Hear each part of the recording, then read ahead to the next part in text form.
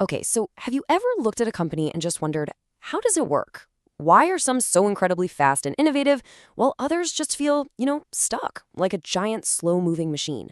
Well, today we're going to dig into the amazing work of Henry Mintzberg because he figured out the deep structures that really make or break an organization. And here's the spoiler, it's not about chasing the latest trend, it's all about finding the right fit. Mintzberg starts his whole classic article with this really powerful warning. Just picture it. Some well-meaning team comes in to fix an organization by just slapping on a bunch of rigid systems and rules. And what happens? Instead of getting more efficient, you get total chaos. Instead of making progress, everything just grinds to a halt. And the crazy part is, this happens all the time. And that really gets us to the heart of the problem, right? Why does this backfire so often? Well, too many readers try to just bolt on the latest management fashion, things like matrix structures or some new budgeting system, without ever understanding the organization's actual soul. And the result is what you'd expect, a structural misfit. It's basically an organization at war with itself. So how do we avoid falling into that trap? In this explainer, we're going to break it all down. First up, we'll look at the basic anatomy of any organization. Then, we're going to dive into Mintzberg's 5 natural configurations. This is the really cool part. We'll also look at how to figure out what's wrong when things go bad. And then finally, we'll turn the question around to you and your own organization. All right, before we can understand the whole puzzle, we have to know what the pieces are. Mintzberg says that pretty much every organization is made up of 5 basic building blocks. So let's get to know them. First up, right at the very top, we've got the strategic apex. This is your C-suite, right? The CEO, the top leaders, they're the ones providing the grand vision and setting the overall direction for everybody else. And at the very bottom, you have the absolute heart of the company, the operating core. These are the folks on the front lines, the people who are actually making the stuff or delivering the services that the company is known for. So how do you connect the top and the bottom? That's the middle line. These are all your managers, the chain of command that takes those big, grand ideas from the apex and translates them into actual work for the operating core. Then we've got the group that's kind of the brains behind the operations systems, the technostructure. These are your analysts, your planners, your engineers. They're the ones who standardize the work, creating all the processes and rules that keep things running consistently. And finally, kind of orbiting the whole thing, is the support staff. They provide all these essential but indirect services that keep the whole organization humming along. We're talking about everyone from the legal department and PR, all the way to the mailroom and the cafeteria. Okay, so here's where the magic really happens. These 5 parts, they don't just float around randomly.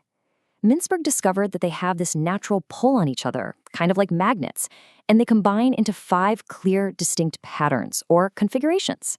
Getting this is the key to understanding everything. First up, we've got the simple structure. In this setup, literally everything revolves around the leader. And how do things get coordinated? Through direct supervision. The boss tells people what to do, and they do it. Simple as that. So naturally, the most important part here is the strategic apex, the boss. I mean, think of a classic startup, right? It's lean, it's super flexible, it can change direction in a heartbeat. This structure is absolutely perfect for new companies in really fast-changing environments. But it's also really vulnerable. Its entire success depends on that one person at the top. Now, what happens when that startup needs to grow up, when it needs to scale? Well, that often leads us to our second type, the machine bureaucracy. In this world, the technostructure is king. They're the ones designing all the systems for maximum efficiency. These are your big, stable, super formalized organizations built for mass production. Think of a car factory or a giant global fast food chain.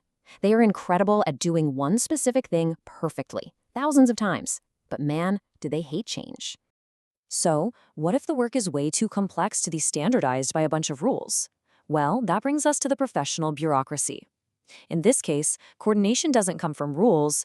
It comes from the highly standardized skills of the workers themselves, skills they probably spent years learning before they ever walked in the door.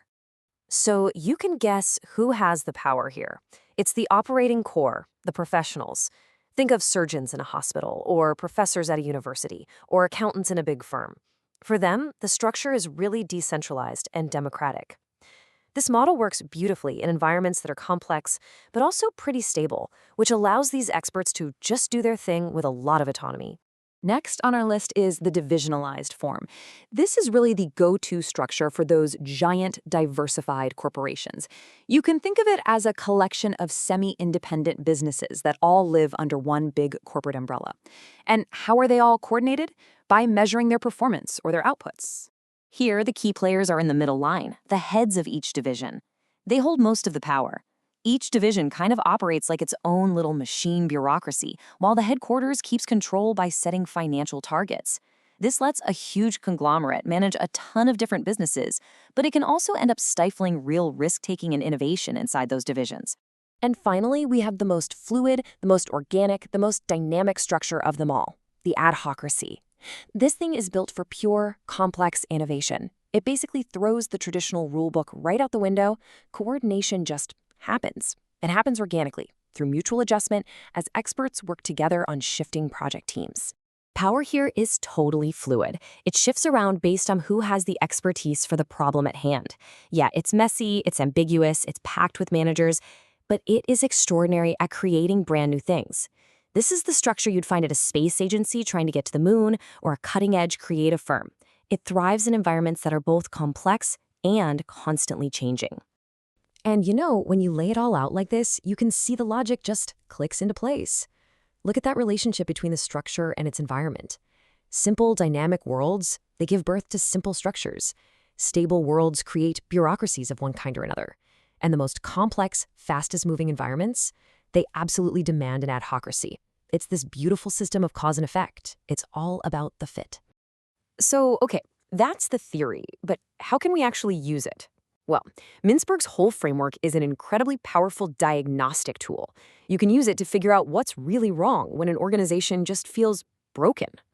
And Mintzberg gives us a really simple two-step check. First, check for internal consistency. Look inside your own organization. Are the different parts working together in harmony, or are they constantly fighting each other? Are you, say, trying to be an innovative adhocracy but strangling everyone with the rules of a machine bureaucracy? And second, check for external fit. Now look outside. Does your structure actually make sense for the world you're operating in? Or is your perfectly efficient machine built for a world that just doesn't exist anymore? And that, right there, brings us to the final, most important takeaway. Every single organization has a configuration, a natural tendency, a comfortable fit. So the question isn't if you have a fit. The real question is whether you have the right one for the work you do and the world you live in. So forget the latest management fashion. The key to effective organizational design is, and always will be, about one thing: fit.